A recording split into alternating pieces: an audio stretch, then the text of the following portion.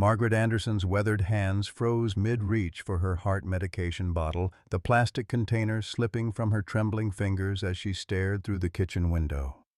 The last 2 pills scattered across the linoleum floor like fallen promises. It wasn't supposed to be there. Not the massive lion stumbling through her Texas pasture with a plastic bottle jammed over its head like some grotesque helmet. Jake Thompson's coffee mug shattered against the porch steps as he bolted upright from his chair, his war-trained instincts screaming danger even as his eyes registered the impossible, a dying king of beasts, barely 50 yards from their front door. "Sweet Jesus," Maggie whispered, her failing heart hammering against her ribs as memories of another lion, another lifetime came flooding back. The scar pattern on the creature's flank was unmistakable, a ghost made flesh after 30 years. "Call the Rangers," she commanded, her voice steady despite the chaos in her chest. But even as Jake fumbled for his phone, she knew the truth that would damn them both. Time was running out for all of them. Leave a like and share your thoughts in the comments along with the city you're watching from now. Let's continue with the story.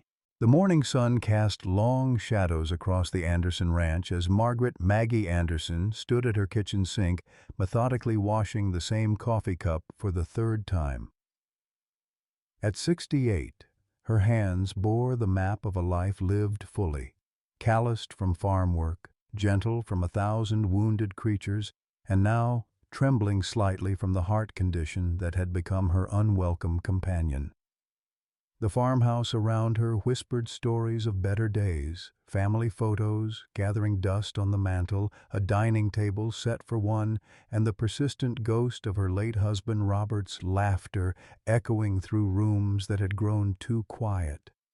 "Lord ain't done with me yet," she murmured to the empty kitchen, her daily prayer more plea than proclamation these days. The bottle of heart medication on the counter held only 2 pills. $500 each, more money than she'd seen in months. Her Medicare had been reviewing her case for 6 weeks now, leaving her to ration life itself one day at a time. Outside, Jake Thompson was splitting wood with the methodical precision of a man trying to outrun his demons. The 35-year-old veteran had appeared on her doorstep 8 months ago, hollow-eyed and carrying nothing but a duffel bag, and more guilt than any one man should bear. Afghanistan had taken his squad. A moment's inattention had taken his wife Sarah and 4-year-old daughter Emma. Now he lived in the old trailer behind her barn, trading handyman work for a place to hide from the world that had taken everything he loved.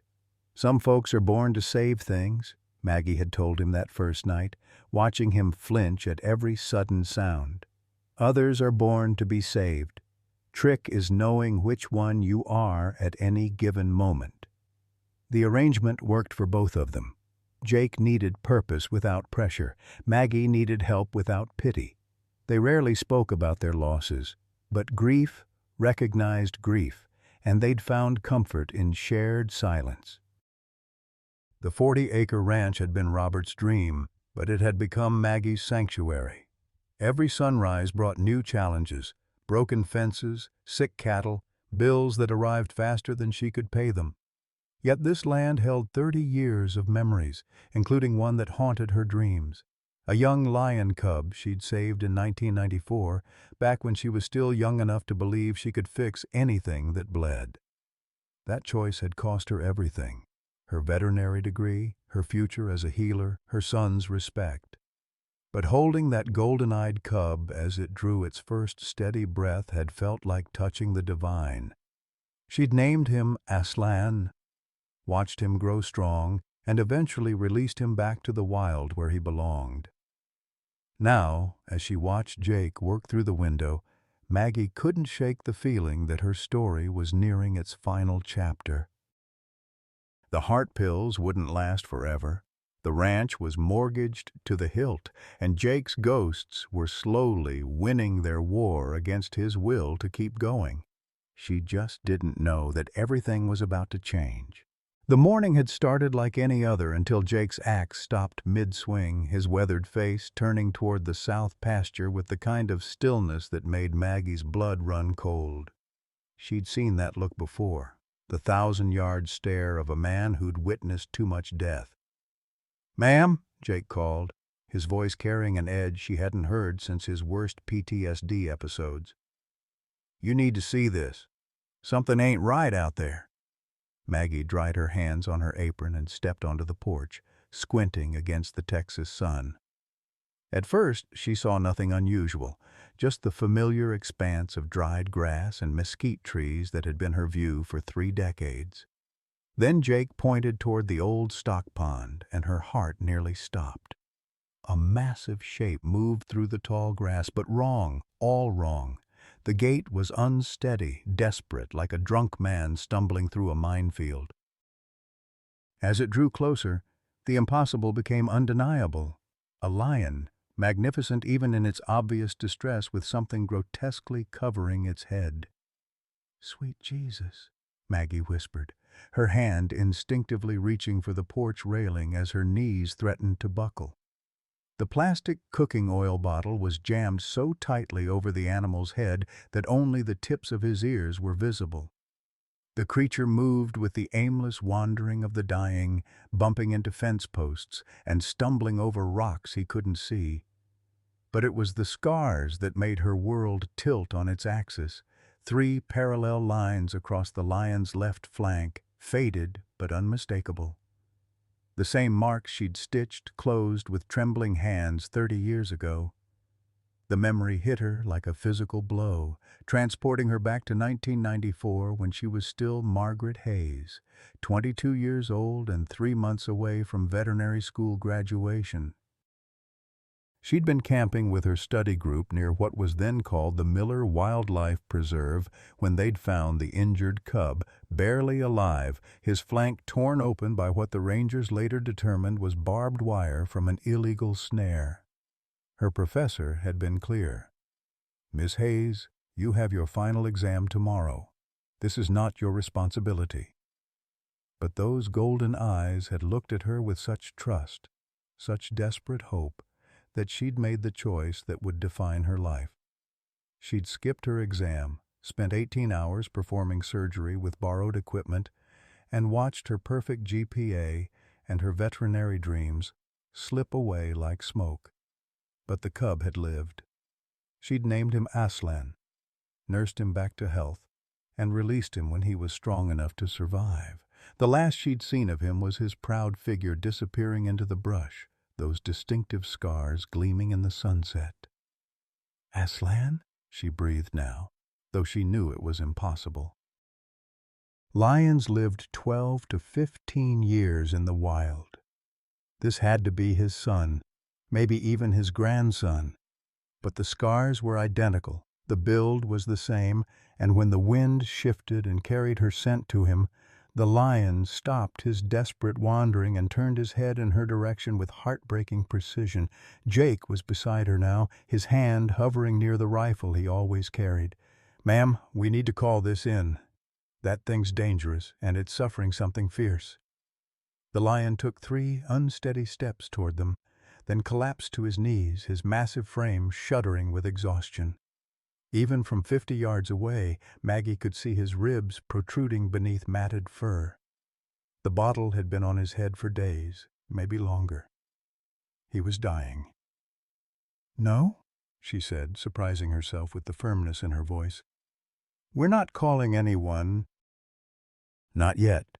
Ma'am, with all due respect, Jake Thompson, I saved that lion's daddy 30 years ago, and I'll be damned if I'm going to watch his son die because I'm too scared to try again." She turned to face him, and he stepped back at the fire in her eyes. Some things are worth more than breathing easy. The irony wasn't lost on her. Here she was, literally counting her heartbeats in pills, ready to risk everything for a creature most people would shoot on sight. But as she watched the lion struggle to stay conscious, she felt something she hadn't experienced in years. Purpose. "What do you need me to do?" Jake asked quietly, and she loved him for not arguing further. "Help me get him to the barn." "And Jake?" She looked at him with eyes that had seen too much loss to waste time on fear. "Pray we remember enough between the two of us to save him." The lion lifted his head one more time, those hidden golden eyes somehow finding hers across the distance, and Maggie Anderson knew her real life was about to begin. The decision to move the lion came easier than living with it. Jake had rigged a makeshift stretcher from an old tarp and fence posts, but getting a 400-pound dying predator onto it proved to be a lesson in controlled chaos.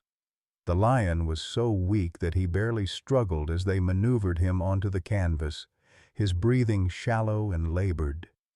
"Easy, boy," Maggie whispered, her hands gentle on his matted mane. "We're going to help you, just like I helped your daddy."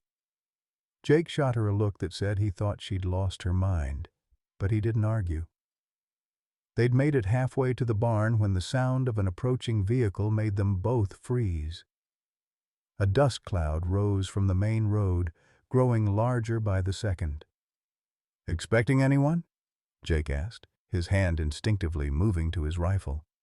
"No," Maggie replied, her heart rate spiking in a way that had nothing to do with her medical condition. "Nobody knows we're out here." The black pickup truck that pulled into their driveway wasn't one she recognized, but the man who stepped out was familiar in the worst possible way. Tall, weathered, with the kind of confident stride that spoke of violence held barely in check, he wore hunting gear and carried a high-powered rifle like it was an extension of his arm. "Morning, folks," the stranger called out, his voice carrying the kind of false friendliness that made Jake's military instincts scream warnings. "Name's Marcus Cole. I'm tracking a dangerous predator through these parts. Big male lion, probably injured. You folks seen anything like that?" Maggie stepped protectively in front of the stretcher, though she knew it was a futile gesture. "This is private property, Mr. Cole." "You'll need to move along." Marcus's smile didn't reach his eyes as he took in the scene, the makeshift stretcher, the obviously dying lion, the elderly woman standing between him and his quarry like a mother protecting her child. "Ma'am, I appreciate your concern, but that animal is a clear and present danger. I've been tracking him for 3 days. He's killed livestock, terrorized families. The state's put a bounty on his head." "That's a lie," Maggie said flatly. "This lion hasn't killed anything in days. Look at him. He can barely lift his head." "Desperate animals are the most dangerous kind," Marcus countered, but there was something in his voice that didn't ring true. He knew too much about their routine, had arrived too conveniently, and the way his eyes lingered on Maggie suggested this wasn't a chance encounter. Jake stepped forward, his own rifle now visible. "Sir, I'm going to have to ask you to leave." The lady made herself clear. Marcus laughed, but it was a cold sound. "You two planning to what, exactly? Play veterinarian? That animal needs to be put down humanely. I can end his suffering with one clean shot." "Over my dead body," Maggie said, and meant it. That's when Marcus's mask slipped completely. "Always the same with you, isn't it? Always choosing them over everything else that matters." His voice carried a bitterness that went deeper than professional frustration. "Some people never learn." The words hit Maggie like a physical blow. There was something familiar in the cadence, the particular way he emphasized certain words. Jake noticed her reaction and moved closer, sensing danger beyond the obvious threat of the rifle. "Do I know you?" Maggie asked, her voice barely above a whisper. "Once upon a time," Marcus replied, his facade cracking further. "Long time ago." "Different life." Before either of them could process that cryptic response, Maggie's chest tightened with the unmistakable pressure of her heart condition flaring. The stress, the heat, the emotional shock. It was too much. She reached instinctively for her pocket where she kept her emergency medication, but her hands came up empty. The pills were still scattered across her kitchen floor. "Ma'am?" Jake was at her side instantly, his rivalry with Marcus forgotten in the face of genuine concern. "You need to sit down." "I'm fine," she gasped. But they all knew it was a lie. Her face had gone pale and she was swaying on her feet. Marcus watched this exchange with an expression that was impossible to read. Part concern, part satisfaction, part something else entirely. "Heart trouble?" he asked, and there was genuine knowledge in his voice. "Still taking those expensive pills, I see." The familiarity of that statement sent chills down Jake's spine. This wasn't a random hunter. This was someone who knew Maggie, knew her medical condition, knew her vulnerabilities, and he'd come here not just for the lion, but for something far more personal. "Who are you?" Jake demanded, his rifle now openly trained on Marcus. Marcus smiled again, but this time it was genuinely terrifying. "I'm the consequence of 30 years of bad choices. I'm the bill coming due for a woman who always put animals before family." The lion chose that moment to lift his head slightly, those hidden golden eyes somehow finding Marcus despite the plastic bottle. A low rumble emerged from his throat. Not quite a growl, but a sound of recognition that made all three humans freeze. "He knows you," Maggie whispered, understanding dawning in her eyes. "Dear God, he knows you." Marcus's finger tightened on his rifle trigger. "Yeah, he knows me. Question is, do you—" The standoff stretched like a taut wire ready to snap. Marcus kept his rifle trained on the lion while Jake's weapon remained fixed on Marcus, and Maggie stood between them all like a shepherd protecting her flock. The morning sun had climbed higher, turning the Texas air thick and oppressive, but none of them seemed willing to break the deadly tableau. "We're going to move him to the barn," Maggie announced, her voice steadier than her hands. "Jake, grab your end of the stretcher." "Like hell you are," Marcus snarled. "That animal dies here today. I won't let you—" "Won't let me what?" Maggie interrupted, turning to face him fully for the first time. "Save a dying creature? Show mercy to something that can't defend itself? Is that what bothers you so much, Mr. Cole?" Something flickered across Marcus's face.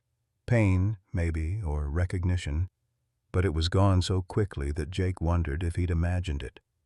"Some things can't be saved, old woman. Some things are too far gone." "Maybe," Maggie agreed quietly. "But not this one. Not today." Jake lifted his end of the stretcher, and after a moment's hesitation, Maggie grabbed hers. The lion was dead weight now, his breathing so shallow it was barely visible. They made it 10 yards toward the barn before Marcus fired a warning shot into the ground, the crack of the rifle echoing across the pasture like thunder. "I said no," he growled. "Put him down and walk away." "Or what?" Jake challenged, his own military training taking over. "You'll shoot an old lady and a dying animal? That the kind of man you are?" "You don't know what kind of man I am," Marcus replied, but there was something broken in his voice now. "You don't know what I've lost, what I've had to become." They were close enough to the barn now that Maggie could see the old surgery table she'd salvaged from the veterinary clinic when it closed down. Robert had helped her set it up years ago, laughing about her retirement project of fixing wounded strays. She'd never imagined she'd need it for something like this. "Jake, help me get him up on the table," she ordered, ignoring Marcus completely. "And bring me that emergency kit from the tack room." "Ma'am, I don't think—" "Now, son, we don't have time to debate this." As they maneuvered the lion onto the makeshift surgery table, Maggie's trained hands began examining him through touch alone. Even after 30 years away from veterinary medicine, her fingers remembered the subtle signs of distress: dehydration, severe malnutrition, possible infection around the bottle's edge where it had rubbed his neck raw. But his heartbeat was still strong, still fighting. "Clever bastards, aren't they?" Marcus said from the barn doorway, his rifle lowered but still ready. "Lions. They remember things. People, places, kindnesses. Grudges, too." Maggie's hands stilled on the lion's flank. "What's that supposed to mean?" "Means this one's got a long memory. Means he knows exactly who I am." Marcus stepped closer, and in the shadowed light of the barn his features became clearer. The shape of his jaw, the way he held his shoulders, the particular cadence of his speech. Just like you should. Jake was rummaging through the emergency kit, pulling out supplies with military efficiency, when he froze. Something about Marcus's profile, the way the light hit his face, triggered a memory. Jesus, he breathed. The picture on the mantel. The one of the kid with the baseball glove. Maggie's hands began to shake uncontrollably. She turned slowly, really looking at Marcus for the first time since he'd arrived. 30 years older, harder, scarred by life and disappointment, but unmistakably. Daniel? The name hung in the air like smoke from a dying fire. Marcus, Daniel, let his rifle drop to his side completely, his mask of professional detachment finally cracking. "Hello, Mama. Been a while." The years collapsed between them like a house of cards. Maggie saw her 17-year-old son storming out of the house, screaming that he was tired of coming second to every wounded animal that crossed their path. The slam of the screen door. The empty place at the dinner table that had never been filled. The letters she'd sent that came back marked "Return to Sender." The phone calls that went unanswered. "My God," she whispered. "Danny, my little boy." "Don't," Daniel said sharply. "Don't call me that. That boy died the night you chose to deliver puppies instead of coming to my championship game. The night you missed Dad's heart attack because you were stitching up some goddamn raccoon." The accusation hit her like a physical blow. She remembered that night, the frantic call from the wildlife center, the mother dog bleeding out during a difficult birth. By the time she'd gotten home, Robert was already in the ambulance, and Daniel was standing in the driveway with tears streaming down his face. "I tried to call you," he continued, his voice breaking. 4 times I tried to call, but your phone was off, wasn't it? Because you were in surgery with some animal that probably died anyway." "She lived," Maggie said quietly. "The mother dog. She lived, and so did her puppies. 7 of them." "7 puppies for one father," Daniel spat. "Hell of a trade, don't you think?" Jake stood frozen between them, the emergency kit forgotten in his hands.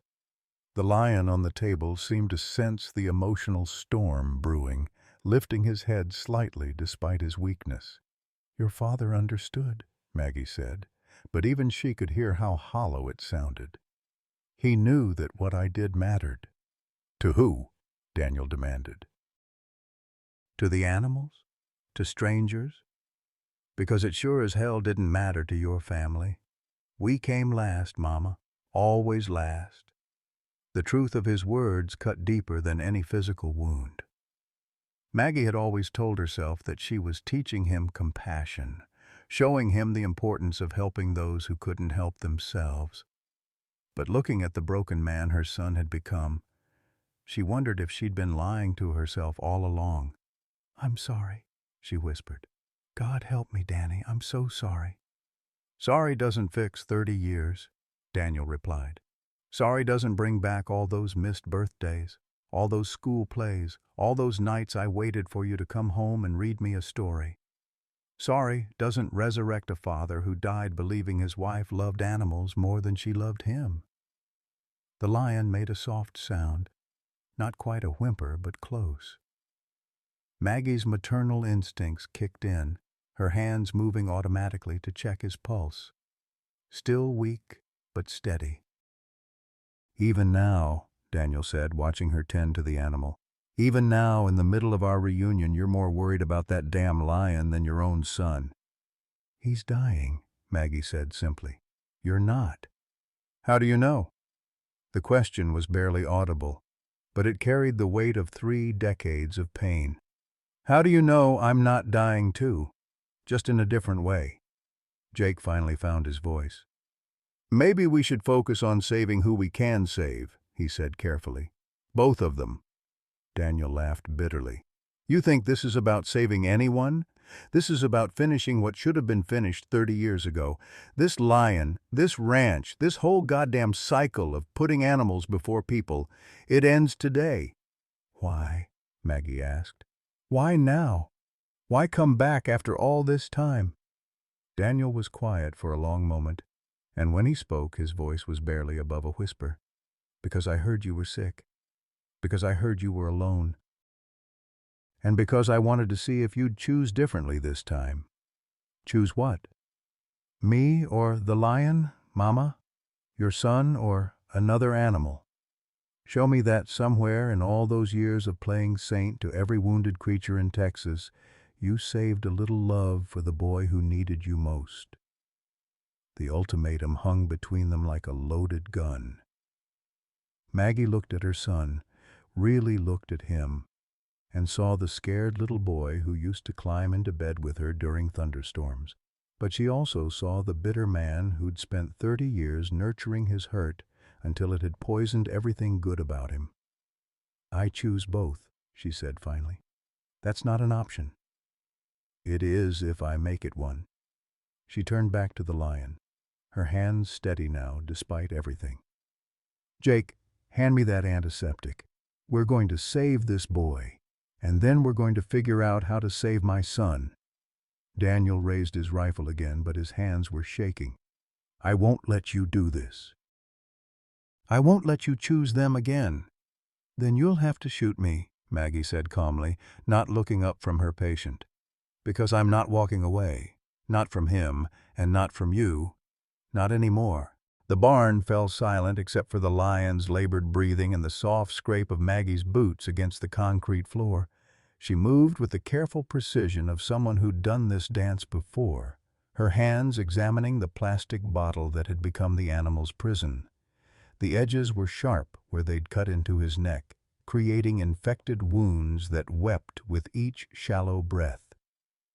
"Jake, I need you to hold his head steady," she instructed, her voice taking on the authority of the veterinarian she'd once been.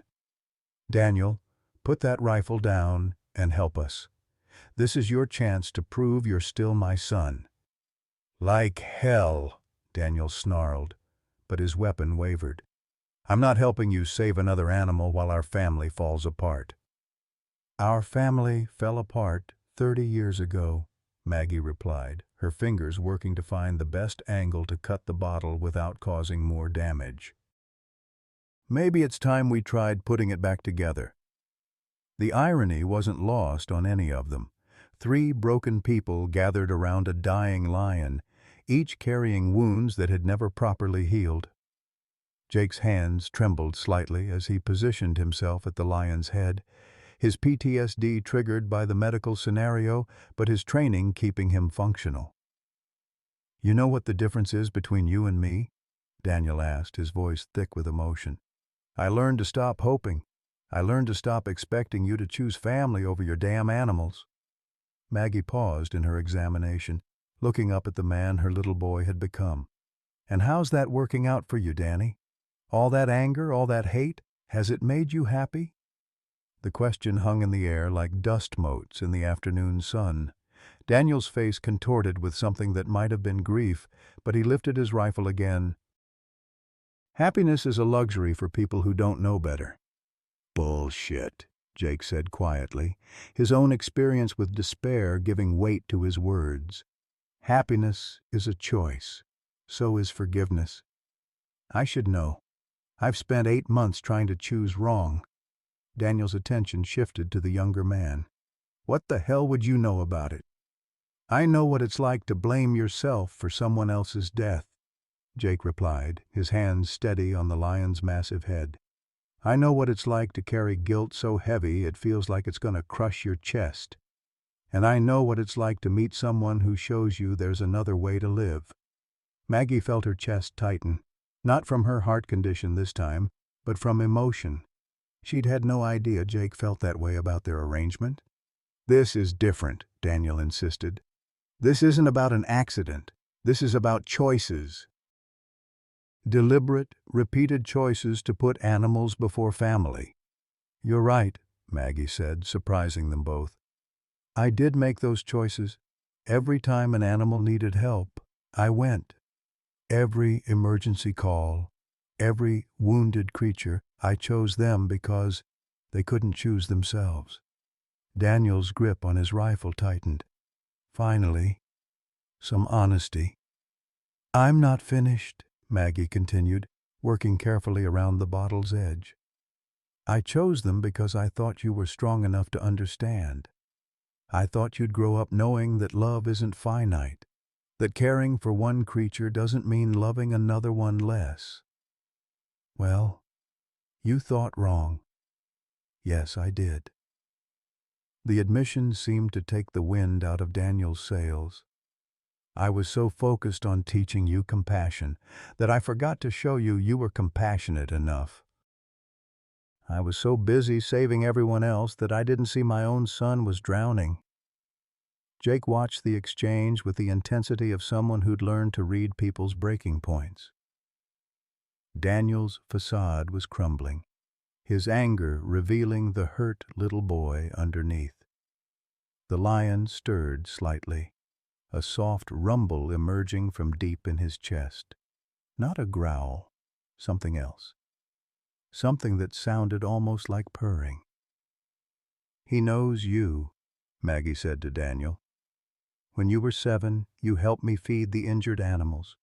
You named this one's father Aslan because you said he looked like a king.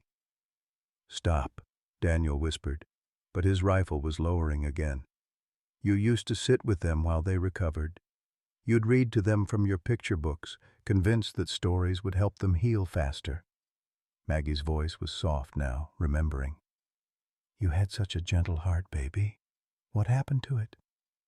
You happened, Daniel said, but the venom was gone from his voice. You and Dad and this whole damn place happened. I got tired of coming second to every wounded thing in Texas. You never came second, Maggie insisted. You came first, always. Every animal I saved because I wanted to show you what love looked like, what mercy looked like, what it meant to be strong enough to protect things that couldn't protect themselves. Daniel's hands were shaking now, his rifle pointing at the ground. Then why did it feel like I was invisible? Why did it feel like nothing I did mattered unless it was bleeding? The question broke Maggie's heart because she could hear the 7-year-old boy in it, the one who'd brought her injured birds and waited for her proud smile.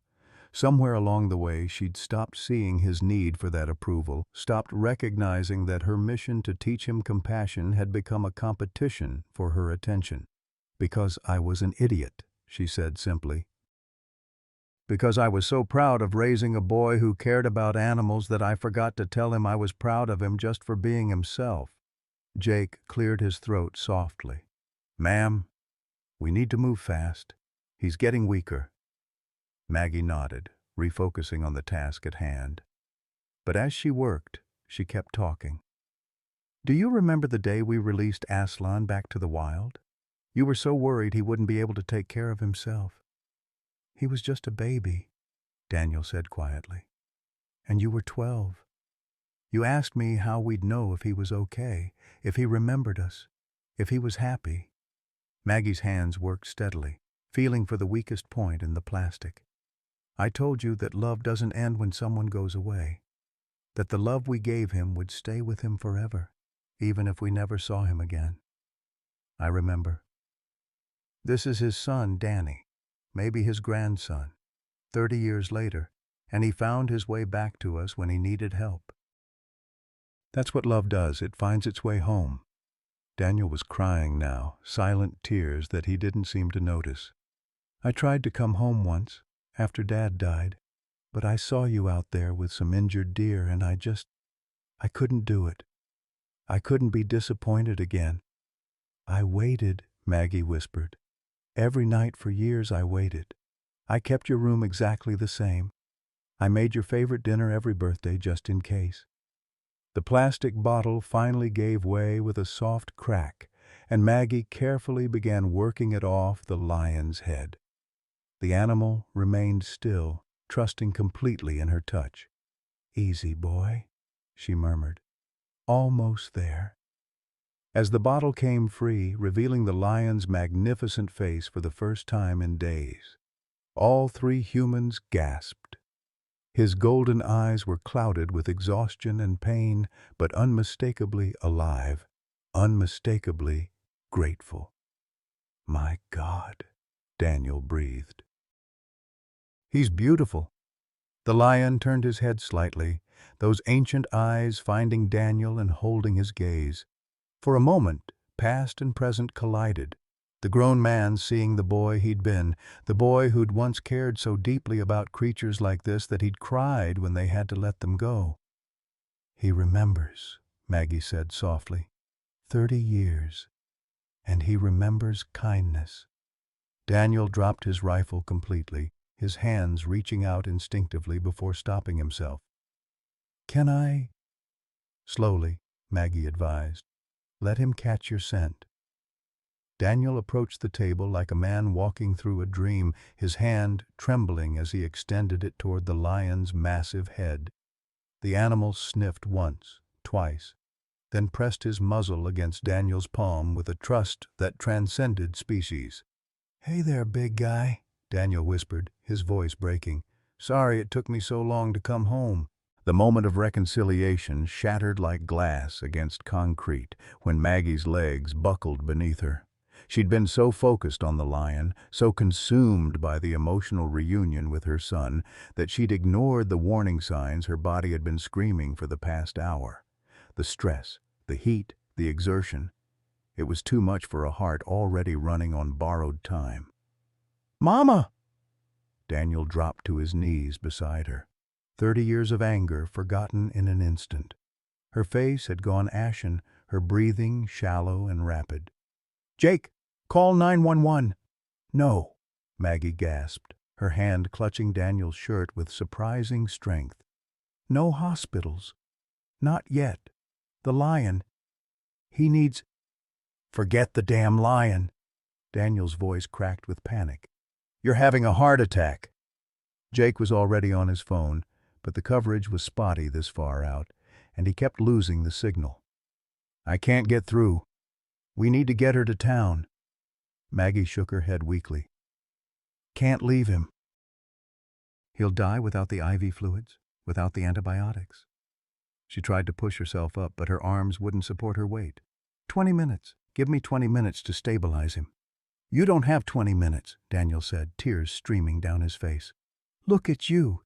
You're dying." "We're all dying, baby," Maggie whispered, her voice barely audible. "Question is what we do with the time we've got left." The lion, as if sensing the crisis, lifted his massive head and made a soft sound, part whimper, part purr. His golden eyes moved between the three humans, somehow understanding that his fate was tied to theirs. "This is insane," Daniel muttered, but he was already helping his mother sit up against a hay bale. "What do you need?" Jake stared at them both like they'd lost their minds. "Ma'am, with all due respect, you're having a cardiac episode." "We need to get you medical attention." "And leave him to suffer?" Maggie's eyes blazed with the same fire Daniel remembered from his childhood. "I didn't spend 30 years regretting my choices just to make the same mistake again." "What mistake?" Daniel asked, confusion clear in his voice. Maggie's breathing was still labored, but her voice grew stronger with conviction. "I should have brought you with me. All those times, all those emergencies. I should have shown you that helping meant we helped together, that being a family meant facing the hard things side by side." The revelation hit Daniel like a physical blow. "You wanted me there?"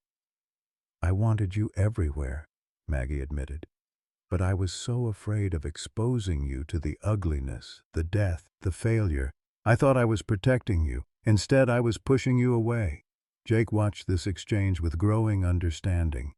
These people weren't just saving a lion, they were saving each other. And maybe, just maybe, they were showing him how to save himself.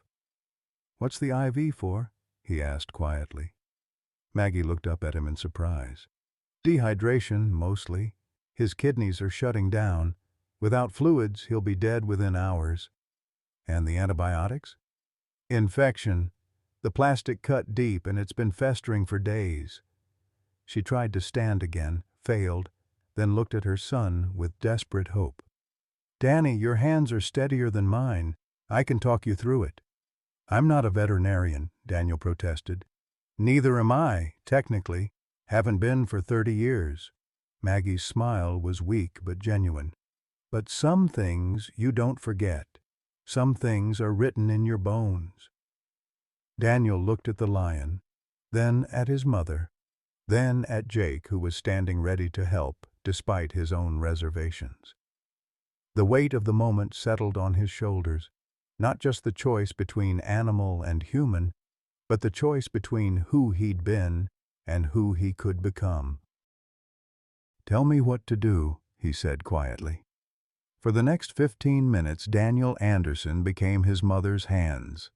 Under her careful guidance, he inserted an IV catheter into the lion's foreleg, his movements growing more confident as muscle memory from childhood afternoons in the barn came flooding back. He'd forgotten how much he'd learned just by watching, just by being present for the small miracles she performed every day. "That's it," Maggie encouraged as he secured the catheter. "Perfect. Now start the fluids slow. We don't want to overwhelm his system." Jake monitored the lion's vital signs, his military medic training adapting easily to veterinary care. Heart rate stabilizing, breathing's getting stronger. As they worked, Maggie felt her own strength returning slightly. The nitro tablet she'd finally remembered to take was doing its job, and seeing her son work with such gentle competence was better medicine than anything a hospital could provide. "You're good at this," she told Daniel. "You always were. I should have told you that more often." "I'd forgotten," Daniel admitted, watching the lion's eyes brighten slightly as the fluids began to take effect. "I'd forgotten how good it felt to help instead of hurt." That's when Jake's phone finally got a signal, and the world intruded on their small miracle. The caller ID showed the county sheriff's office, and Jake's stomach dropped as he answered. "Thompson here." "What? How did you—" "Yes, she's here, but—" "No, sir, I understand." He hung up with a grim expression. "Sheriff's on his way. Someone reported gunshots and a dangerous animal on the property." Daniel's face went white. "I called it in 3 days ago. Told them there was a man-eating lion terrorizing the area." He looked at his mother with growing horror. "They're coming to kill him." "Why?" Maggie asked, though she suspected she already knew the answer. "Because I wanted to force your hand. I wanted to make you choose between saving an animal and staying safe. I thought if you chose yourself for once, maybe there'd be room for me too." The confession hung in the air like smoke from a fire that had burned too long. Daniel had orchestrated this entire confrontation, had put the lion in danger to create a scenario where his mother would finally choose a human life over an animal one. "You set him up to die," Jake said quietly. "I set us all up to die," Daniel replied, his voice hollow. "I've been setting things up to die for 30 years. It's the only thing I'm good at anymore." In the distance, they could hear the sound of approaching vehicles, multiple engines, the whine of sirens. The cavalry was coming, but they were coming to finish what Daniel had started. Maggie struggled to her feet, supported by Jake's strong arm. "How long do we have?" "Maybe 10 minutes, Jake estimated. Then we move him. Now." Her voice brooked no argument. "There's an old root cellar behind the barn. It's cool, dark, and they'll never think to look there." "Mama, you can't—" Daniel started. "I can and I will," she interrupted. "But I need both of you to help me." "Your choice, son. Do we save him together, or do we let your plan succeed?" Daniel looked at the lion, now alert and watching their conversation with intelligent eyes, then at his mother, still pale but determined, then at Jake, ready to follow her lead into whatever came next. "Together," he said simply. "Let's save him together." The old root cellar hadn't been used in 15 years, but it was exactly what they needed, a cool, dark space carved into the hillside behind the barn, invisible from the main house and access road. Jake kicked open the wooden door while Daniel and Maggie carefully maneuvered the lion on the stretcher, the IV bag swaying precariously with each step. "Easy, boy," Maggie whispered as they settled him on a bed of old horse blankets. "Just rest now. You're safe." The sound of vehicles was getting closer. At least 3 trucks by Jake's count, probably more. Through the gaps in the cellar door they could see dust clouds rising from the main road like smoke signals announcing the end of their small rebellion. "They'll search the barn first," Daniel said, his voice tight with anxiety. "Then the house. Then the outbuildings. We've got maybe 20 minutes before they think to check back here." Maggie knelt beside the lion, checking his pulse and monitoring the IV drip. His breathing was steadier now, his eyes more alert, but he was still desperately weak.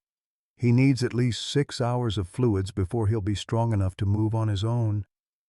"We don't have 6 hours," Jake pointed out. "Hell, we might not have 6 minutes." Outside, car doors slammed and voices carried on the wind, official voices, men with badges and authority, and absolutely no patience for the kind of mercy they were attempting. "There's another way out," Daniel said quietly. "Back entrance through the old creek bed. It connects to the highway about 2 miles down. If we could get him to a vehicle." "In his condition?" Maggie shook her head. "The stress would kill him." "And staying here will get him shot," Daniel countered. "At least moving gives him a chance."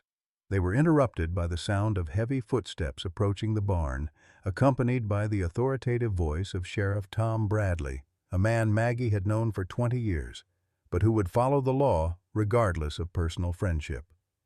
"Mrs. Anderson, this is Sheriff Bradley. We need to talk." Jake pressed his eye to a crack in the cellar door. 5 men, full tactical gear. They're not taking any chances." "Because I told them he was a man-eater," Daniel said, guilt heavy in his voice. "I painted him as a monster to make sure they'd come with enough firepower to put him down quick."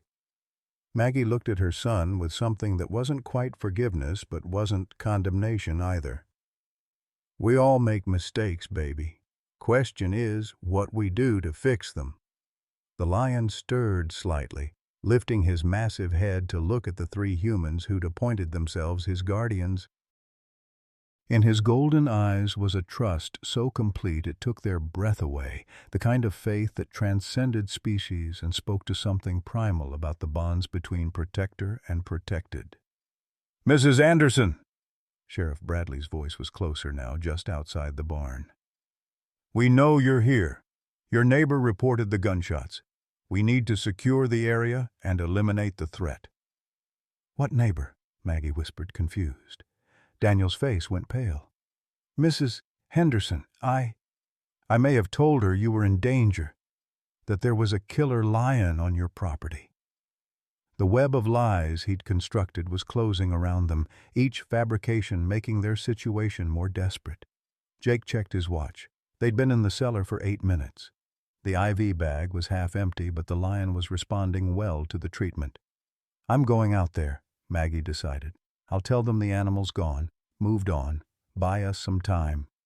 "They won't believe you," Daniel said. "I was too convincing. I gave them too many details about attacks that never happened." "Then what do you suggest?" Before Daniel could answer, the sound of approaching footsteps grew louder, and they heard Sheriff Bradley directing his men to spread out and search the property systematically. It was only a matter of time before someone thought to check the old root cellar. "There's something else," Daniel said, his voice barely above a whisper. "Something I haven't told you." Maggie and Jake both turned to look at him, and in the dim light filtering through the cellar door, his face was a mask of guilt and shame. "I didn't just call in a false report about a dangerous lion," I, I've been planning this for months, ever since I heard about your heart condition. Planning what? Maggie asked, though she was beginning to suspect the answer would break her heart all over again. I wanted to prove a point.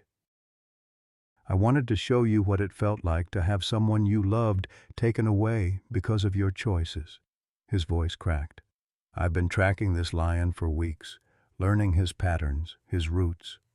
I set the trap that got him stuck in the first place. The confession hit the cellar like a physical blow. Jake stepped back instinctively, his hand moving toward his sidearm, while Maggie's face went through a series of emotions: shock, hurt, anger, and finally a deep sadness that seemed to age her 10 years in 10 seconds. "You did this to him?" she whispered, looking at the lion who was resting trustingly beside them. "You caused his suffering just to hurt me?" "I wanted you to feel what I felt," Daniel said, tears streaming down his face. "I wanted you to know what it was like to watch something you loved die, because someone else's choices mattered more." "But I saved him," Maggie pointed out. "Even knowing it might kill me, I chose to save him."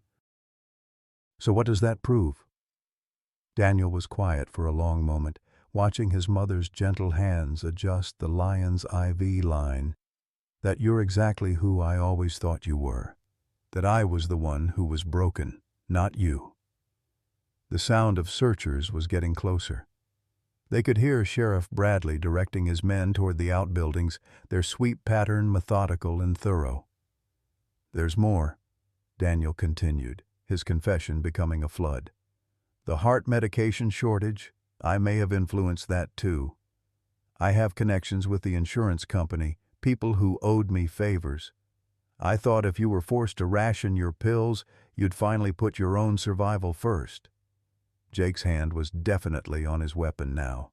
"You son of a bitch! You've been trying to kill your own mother." "No!" Daniel's protest was anguished. "I was trying to save her." "Save her from herself, from this compulsion to sacrifice everything for animals that don't even understand what she's giving up." "But they do understand," Maggie said softly, her hand resting on the lion's mane. "Look at him, Danny. Really look. He knows exactly what we're giving up for him, and he's grateful. That's not nothing. That's everything." The lion, as if responding to her words, lifted his head and nuzzled against her palm with a gentleness that belied his size and strength. The gesture was so tender, so human in its appreciation, that even Daniel couldn't deny the intelligence behind it. "Mrs. Anderson?" Sheriff Bradley was right outside the barn now. "We're going to need you to come out with your hands visible. We have reports of shots fired and a dangerous animal on the premises." Maggie stood slowly, her decision made. "I'm going out there. I'm going to tell them the truth." "That'll get him killed for sure," Jake pointed out. Maybe it's time people heard what the truth actually sounds like." She looked at her son with eyes full of love and forgiveness. "I can't undo 30 years of hurt, baby.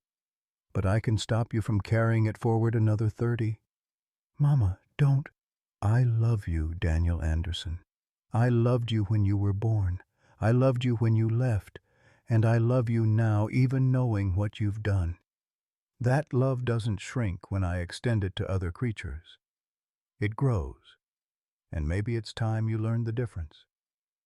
With that, Margaret Anderson walked toward the cellar door, ready to face whatever consequences awaited them all. Maggie emerged from the root cellar with her hands raised, squinting against the afternoon sun that seemed impossibly bright after the cool darkness below. Sheriff Bradley and his men had their weapons drawn, but lowered them when they saw it was just an elderly woman in a dirt-stained apron. "Tom," she said calmly, addressing the sheriff by his first name, "I think we need to talk." "Mrs. Anderson, thank God you're safe." Sheriff Bradley holstered his weapon and approached her with obvious relief.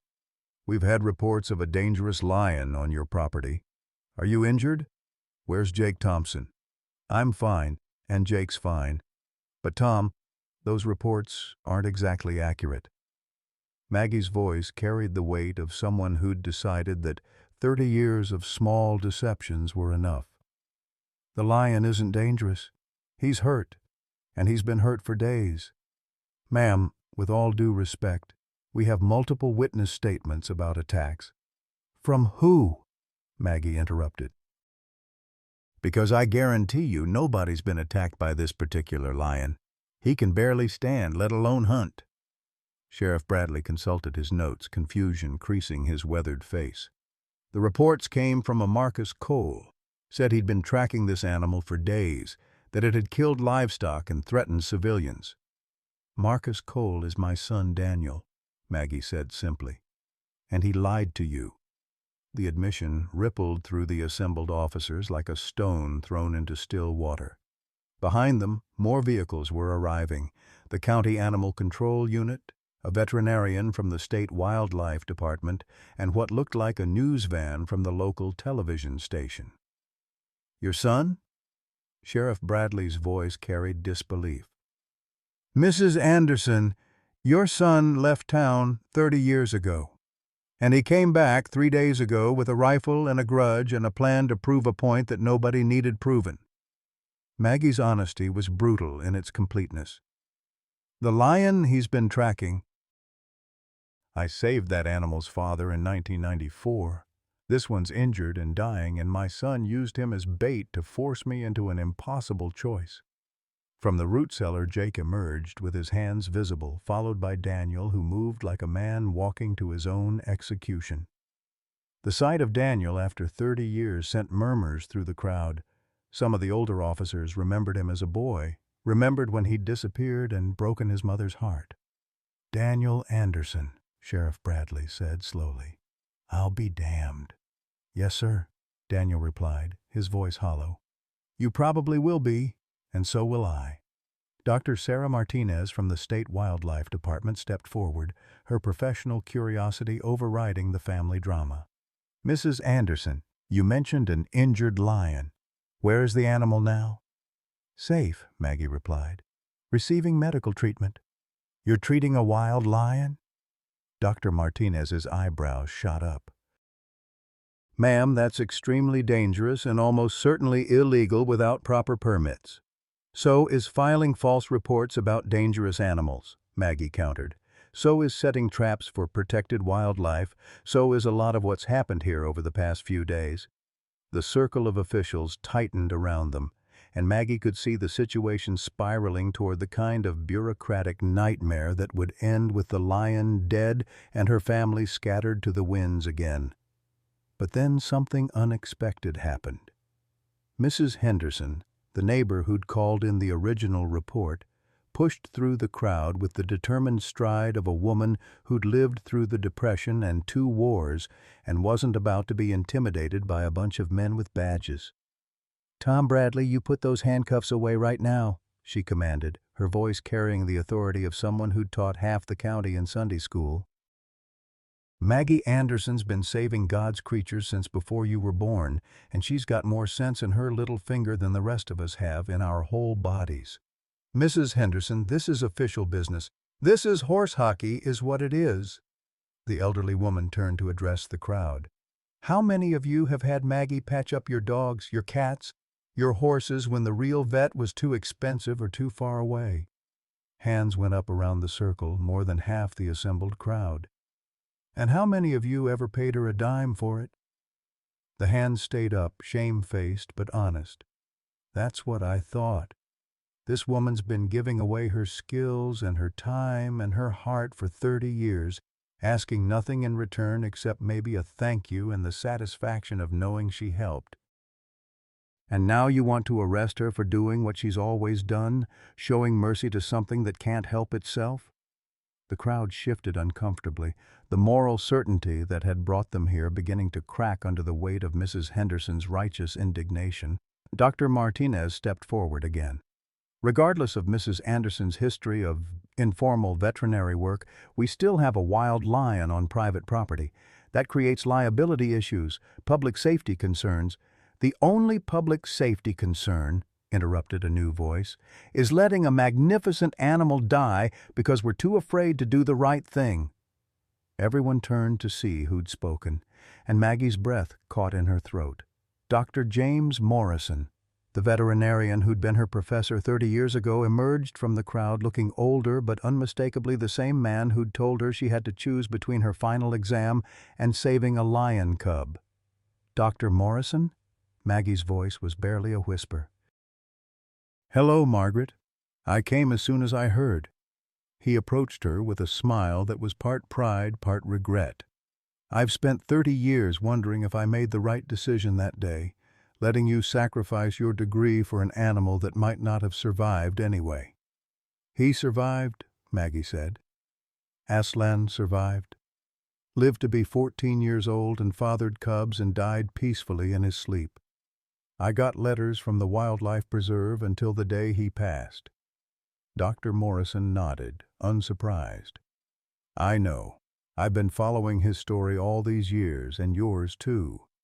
Did you know that cub you saved became the foundation male for one of the most successful lion conservation programs in North America? His bloodline has been instrumental in maintaining genetic diversity in captive populations." The revelation stunned everyone into silence. The choice that had seemed so costly, so futile, had actually been the beginning of something much larger than any of them had imagined. "The lion you're treating now," Dr. Morrison continued, "if he's truly Aslan's offspring, then he carries genes that could be vital to conservation efforts.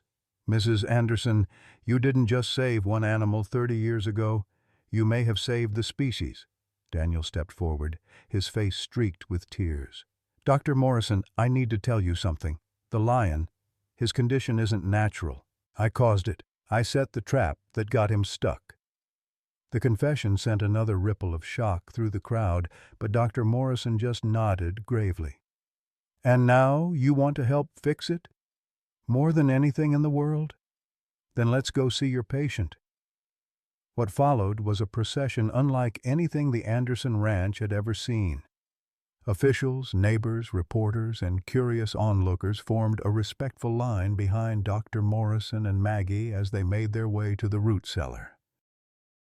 When they opened the door and revealed the magnificent lion resting quietly on the horse blankets, a collective gasp went up from the crowd. "My God," someone whispered. "He's beautiful." The lion lifted his head at the sound of voices, his golden eyes taking in the assembled humans with remarkable calm. The IV line was still in place, and his breathing was noticeably stronger than it had been an hour earlier. Dr. Morrison knelt beside the lion with practiced ease, his hands gentle as he performed a quick examination. "Excellent work, Margaret. The IV placement is textbook perfect and his vitals are stabilizing nicely." "I didn't do it alone," Maggie said, looking at her son with pride. "Daniel assisted. He's got his grandfather's hands, steady and sure." Daniel flushed at the praise, remembering suddenly why he'd loved helping in the barn as a child.